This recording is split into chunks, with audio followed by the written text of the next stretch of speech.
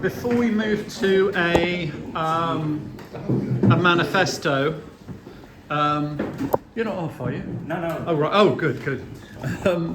Before we move to a manifesto, I thought I just want Magnus to say a few words. Magnus and I were talking in the interval, and you made some very good points. I was just wondering if you could say what they were. Yeah, well, I mean, obviously we've covered a lot, but I think the thing that's really struck me is that at the end of the day, there is no prompt without, it's all prompted from a human. There's no AI prompting itself yet. We're not getting AI prompted stories. So there is a slight...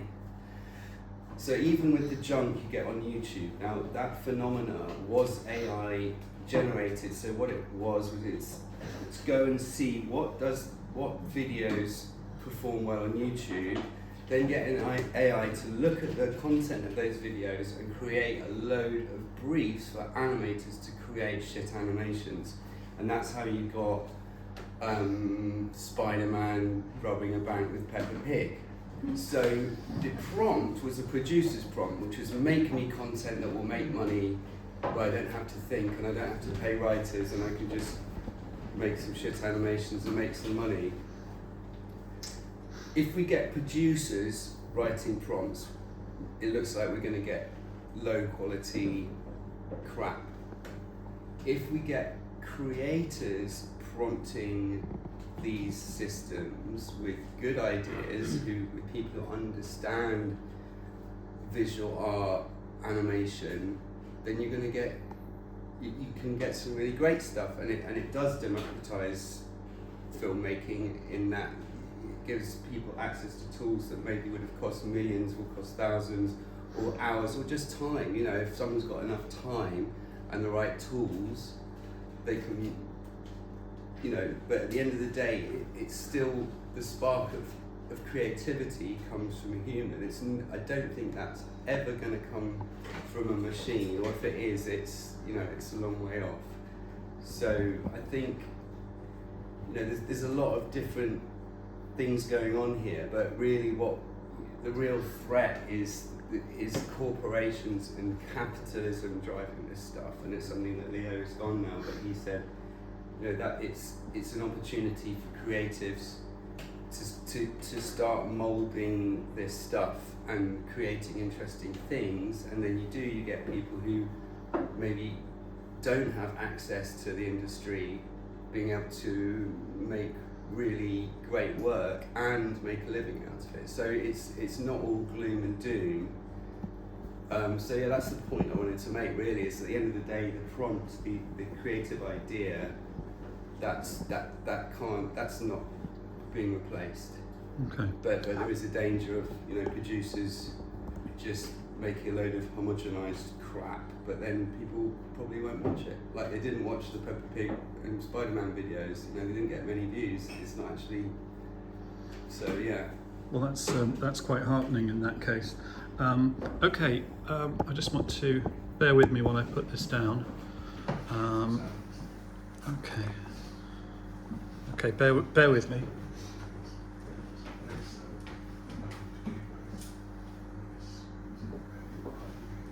Okay, so my impression is that the message here, people's line of argument seems to be something along the lines of, it's awful, but. Is that fair to say? That's a terrible simplification. Many years ago I went to the NFT to see a pre-preview of Monsters Inc. that John Lasseter was present at and the two directors. And it's a time when computer animation was still comparatively new, even in 2003. And he was quite funny. He said, now, I don't want you to think it's not just a case of you type into your computer, make an animated film, return. And everyone laughed and thought this is absolutely hilarious. But would it be safe to say that this is still true today? Okay, I've got some nods. and quite a lot of respectful silence and people looking at the ceiling. Okay. Martin, I don't understand the question. Is it still okay? No, I've explained that very badly. But the fear of AI, perhaps the ignorant fear of AI, is that you can make a film without trying. You just need some prompts, and that's how you make your film. That seems to be, very broadly speaking, the fear of whether it's graphics, whether it's cartoons. In my case, essays. I've started to get ChatGPT essays coming in, which are, they tend to come in at about 55%, between 53 and 58% in terms of value.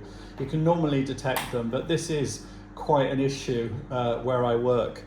And yeah, it's, so in that case you can actually, with enough prompts, you can actually quite easily write an essay. But the impression I get is that, how close are we?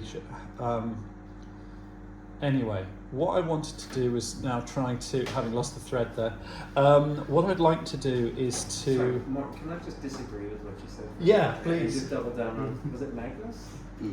Something that Magnus said, where it's kind of less about the tool itself, but more the direction of the tool, and effectively what capitalism and what technology want, the direction that they want to go to. Okay. And this tool accelerates us in that direction. Okay. And I think that for me, that's more the bigger fear of, just creating a ton of garbage, not necessarily the fear of AI itself, because I'm pretty indifferent. Okay. All I was going to say is, could I have some bullet points as to what you want me to write down as a conclusion for this? I need you to say that again. You expressed that really succinctly in a way that I can't. So what I'd like you to do is to help me. If we could get maybe... I have it on video, but so I would like you to help me come up with a conclusion, just some bullet points, and then an idea of what to do next for our manifesto, or whatever you want to call it. So could we just have a summary of the points made this evening, just in a very short form? Should we be afraid? Yes. Okay. Yeah. The question is what we should afraid. Exactly. What should we be afraid of? Yeah. What should we be? Okay. What we're afraid, but what are we afraid of? Well, this is why we need. There's so much unknown. There's so much unknown, and I think what should. Okay, as I saw in the lively discussion on the Facebook page, it's a very heated time. But yeah, so David, what should we be afraid of? The first thing you should do in a manifesto would be utterly honest. Okay. London Animation Club believe Okay. AI animation is an exciting artistic opportunity. Okay. We all agree, don't we? Yeah. An exciting. Secondly, No, come on, Harry. I'm a slow writer. An exciting artistic opportunity. Okay. I don't do shorthand, you see. in the creative industries, which are an important part of British culture and economy. Okay. I'll just put creative industries for the moment. Okay. 2, Yeah. the industry needs clarity. Which industry? Yes, good industry point. that I've just mentioned there. The creative industries need clarity about ownership of artistic property. And Hang on. Of the- ownership. of artistic property and value streams. Okay. And Hang on. But I don't want this just to come from one speaker, so we need consensus on this. Okay, what's the third one? that's it. The third one, that's it. Okay. That other people do too. No, but you did have a third one. I had a third one that we rely on legislators to produce an environment which encourages creativity. Okay. Which builds this creativity. Okay, an environment that builds creativity. That Is it? builds creativity. That builds. And creates positive security. Anyway, Okay. So, positive security. Okay. Now, that's from one speaker. I'll read those back. The LSE believe that AI is an exciting artistic opportunity in the creative industries. 2. The creative industries need clarity of ownership of artistic property and value. What was that? Value streams. Value streams. Value streams. Value stream is It's like business. QVC. You go from investment to production to profit. That's all the value stream. We rely on legislators to produce an environment that builds creativity and creates positive security. That's almost the kind of what to do next. But can I have some other suggestions? Yeah. 3 words: mindfulness, baby, bathwater. Okay. That I can write down quite quickly. Okay, mindfulness, baby, bathwater. Okay, do you want to expand on that? Just to be aware of what's going on and be aware of the value of what we currently have, so it doesn't all get lost in the transition. Whole things of value. Whole things of value. So you're almost wanting a communication program which says this is what we're doing, this is how it can be done. Can I ask you to say that again? Be aware of what's going on. What was the next bit? What we value and in what we value in the and it's make sure it's not lost in the transition. Okay. Okay. Any other suggestions? Yep. A couple. So, is it Alan? Yeah. So Alan brought up the sort of ecological cost of using this stuff. Yeah. And I think it's really important for us to make clearer the sort of environmental and resource cost of this, not just the sort of intellectual property cost. And also within this, like, creating content needs to go hand in hand with curation. So there's a much bigger, there's a greater importance in curation and sort of creating sort of distributed curation sensibility or something along those lines. You know? Okay. It's kind of along the lines of media literacy or whatever. But Maybe we should say something along the lines about curating our society as well as the bloody software. yeah. Trying to hold things. Okay. Maybe there's just a general term of with greater production comes a need for greater curation. Oh.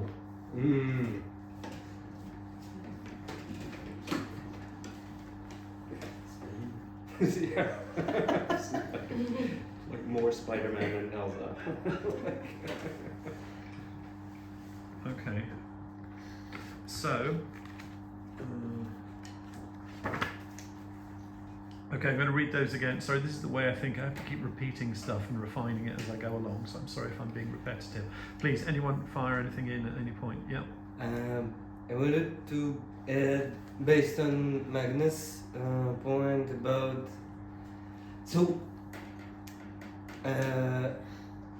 about my fears. Yeah, so I don't have a fear of like AI taking my job because looks like it's not going to, but it's just another like field in its own that will work. Yeah, like another style something.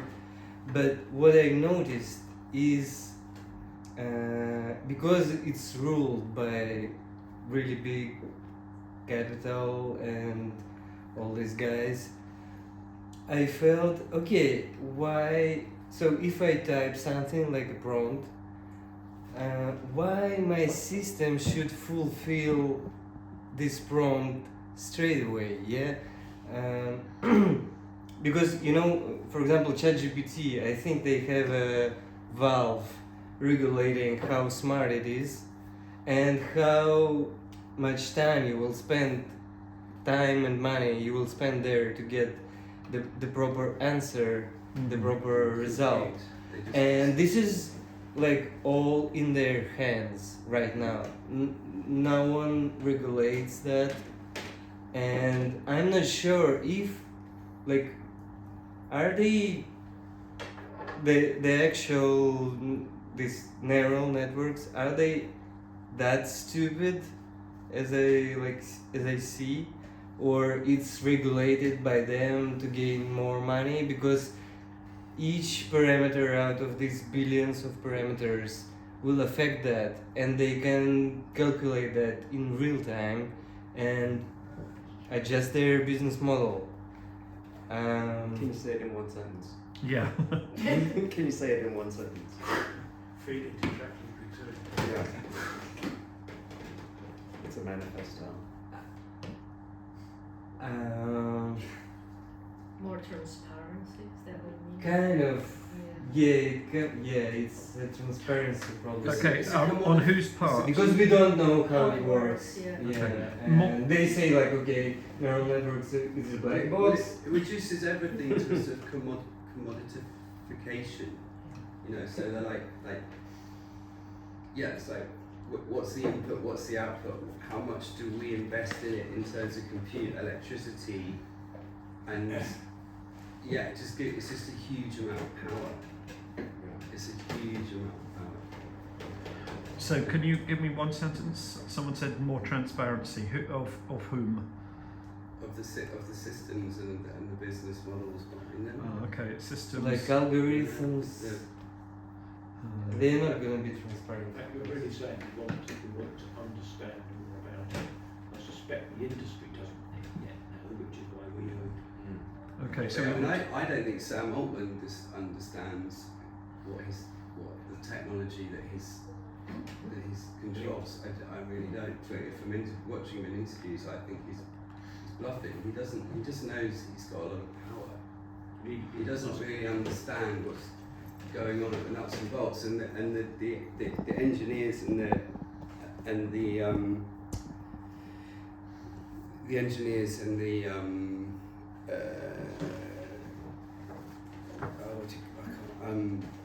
they don't actually understand how you get from A to B. They build a model, but they don't really understand what's going on. It's a black box to everyone, and that's why even in the industry there's a fear that maybe there is some sentience in some of these models, and already we have a super intelligence. We just don't understand it because it's a different type of intelligence, and that's coming from researchers in the industry. I don't know.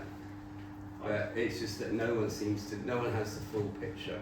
I guess the engineers are bullshitting as much as everybody. Yeah. But it does sound a bit They're parallel to saying- the financial products that nobody understood them, and that's how you got the crash. The engineers would have said, yeah, okay, what's the profit return on this £500 million we spent? And they're going to say, oh shit, it looks Yeah. 500 animators out of a job, 2,000 of them. Yeah. And they come up with a number which Altman then spouts out. Yeah. And it's engineers bullshit, frankly. Yeah. I'm an engineer. Yeah. Well, I thought Altman wanted to involve filmmakers and artists in using Sora.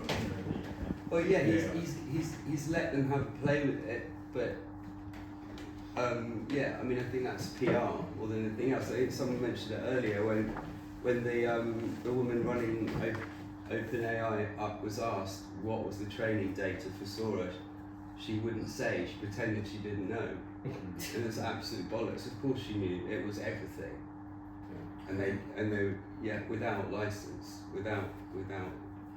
And the reason Google is kicking off about it with everybody using YouTube is because they're doing it as well. Yeah.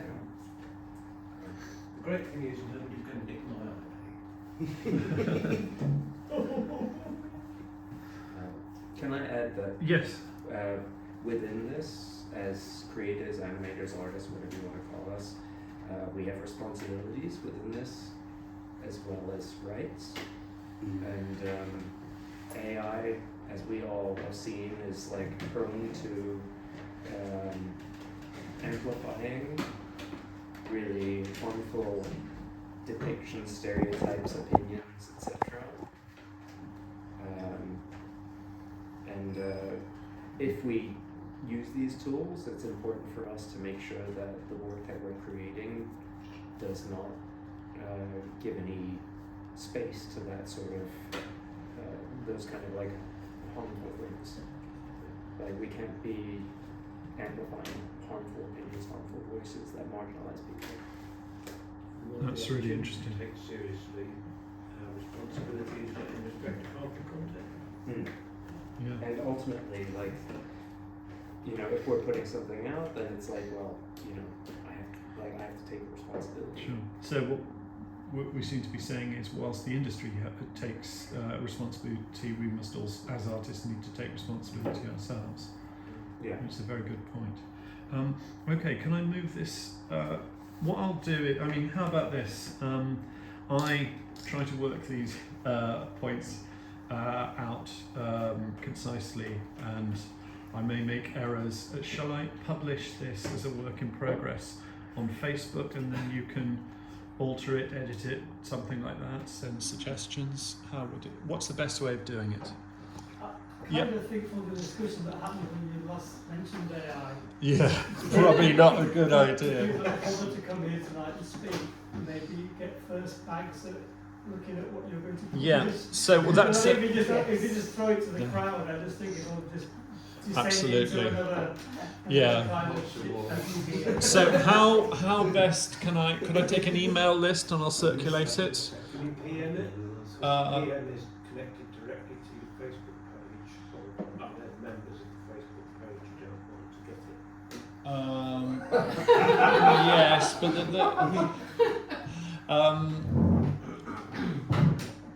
what shall I do? How shall I publish this so you can edit it?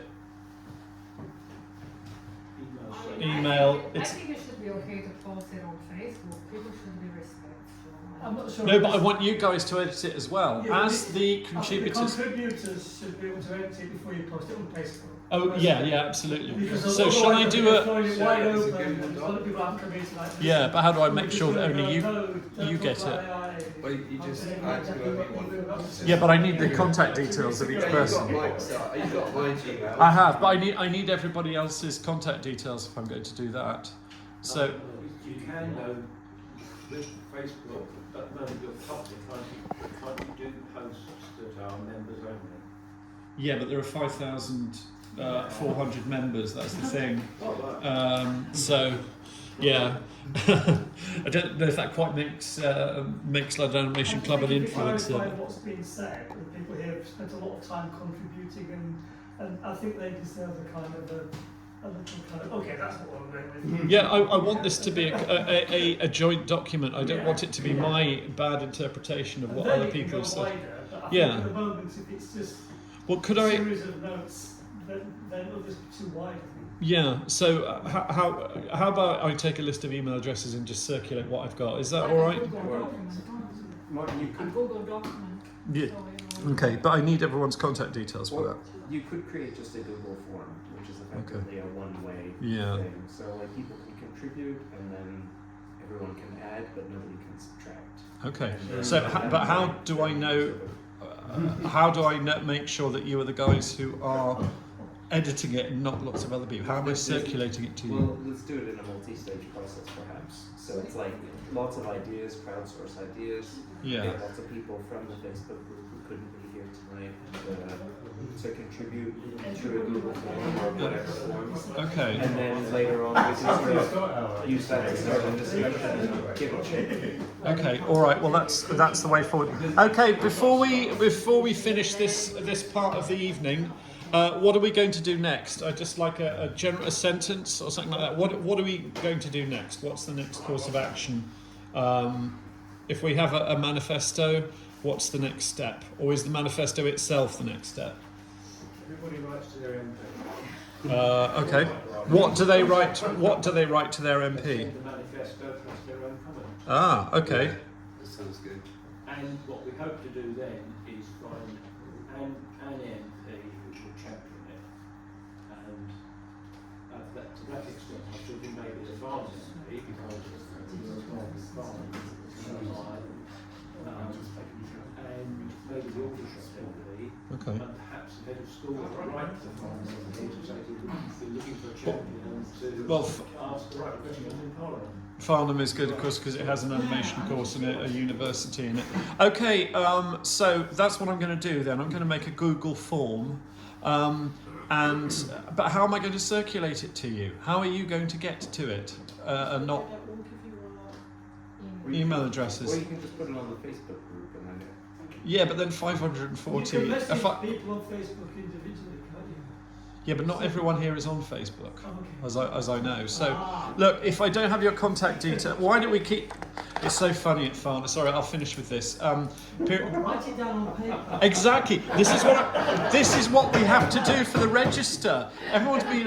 It's ridiculous. Sometimes we can't even use an Excel spreadsheet and call everyone's names. I have to pass round a piece of paper at Farnham, but I don't actually have a. Has anyone got a blank? Oh, wait a minute. I've got a notebook here. It's got pen, of course. Right. do a video of it. And then just get everyone to say their email. And then get an AI. All right. Okay. Watch this video and give me all of the emails that everyone went out. You can do that now with Gemini. Okay. Can everyone can everyone write their if you want to take part? Can you write your email on here? I have most people's emails, but I want to make sure that I've got the right ones. Okay. Right. So even if you already have it, you should write it. Yes, please. Yeah, then I know I've got everyone. Okay, well, while the paper is going round, I'd like to thank everyone for an absolutely fascinating evening. And and now perhaps not only have we covered important ground in terms of people presenting ideas, perhaps we can actually move to a response of what to do now, being better informed ourselves. So can you please give yourselves a big round of applause?